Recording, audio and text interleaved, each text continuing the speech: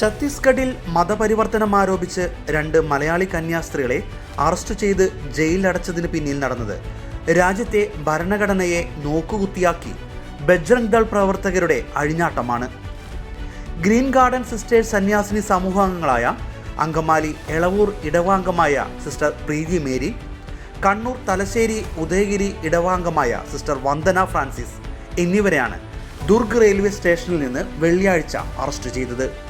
കത്തോലിക്ക സന്യാസിനിമാർ നടത്തുന്ന ആശുപത്രിയിൽ ജോലി ചെയ്യാൻ നാരായൺപൂരിൽ നിന്നും 60 കിലോമീറ്റർ അകലെയുള്ള ഓർച്ച് എന്ന സ്ഥലത്തെ 3 പെൺകുട്ടികൾ നാരായൺപൂർ റെയിൽവേ സ്റ്റേഷനിൽ നിന്നും 20 കിലോമീറ്റർ അകലെയുള്ള ദുർഗ് എന്ന സ്ഥലത്താണ് ട്രെയിൻ ഇറങ്ങിയത്. മാതാപിതാക്കളുടെ സമ്മതത്തോടെ പോയവരായിരുന്നു പെൺകുട്ടികൾ. മാതാപിതാക്കൾ എഴുതി നൽകിയ സമ്മതപത്രം ഇവരുടെ പക്കലുണ്ടായിരുന്നു. സ്റ്റേഷനിലെത്തിയപ്പോൾ പ്ലാറ്റ്ഫോം ടിക്കറ്റ് കൈവശമില്ലാതിരുന്ന പെൺകുട്ടികളെ TT തടഞ്ഞു. കന്യാസ്ത്രീകൾക്കൊപ്പം ആശുപത്രിയിൽ ജോലി ചെയ്യാൻ പോവുകയാണെന്നും തുടർന്നുള്ള യാത്രാ ടിക്കറ്റുകളും വിവരങ്ങളും കന്യാസ്ത്രീകളുടെ കയ്യിലുണ്ടെന്നും ചോദ്യം ചെയ്യലിനിടെ പെൺകുട്ടികൾ പറയുകയും ചെയ്തു. എന്നാൽ TT ഈ വിവരം പ്രാദേശിക ബജ്രംഗ് ദൾ പ്രവർത്തകരെ അറിയിക്കുകയായിരുന്നു.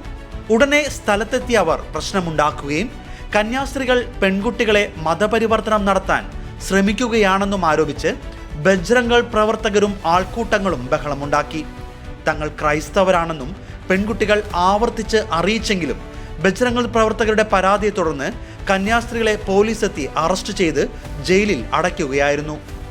പെൺകുട്ടികളെ ദുർഗിലെ വിമൻ വെൽഫെയർ കമ്മിറ്റിയുടെ സംരക്ഷണത്തിലേക്ക് മാറ്റി. കനത്ത മഴയെ തുടർന്ന് പെൺകുട്ടികളുടെ മാതാപിതാക്കൾക്ക് ഇന്നലെ ദുർഗിലെത്താൻ കഴിഞ്ഞില്ല. അറസ്റ്റിലായ മലയാളി കന്യാസ്ത്രീകളുടെ ജാമ്യാപേക്ഷ നാളെ കോടതിയിൽ സമർപ്പിക്കും. പ്രായപൂർത്തിയായ ഈ 3 പെൺകുട്ടികളും ക്രിസ്ത്യാനികൾ ആയിരിക്കെയാണ് കന്യാസ്ത്രീമാർക്കെതിരെ മനുഷ്യക്കടത്തിനും മതപരിവർത്തന നിയമപ്രകാരവും കേസെടുത്തിരിക്കുന്നതെന്നതും വിചിത്രമാണ്.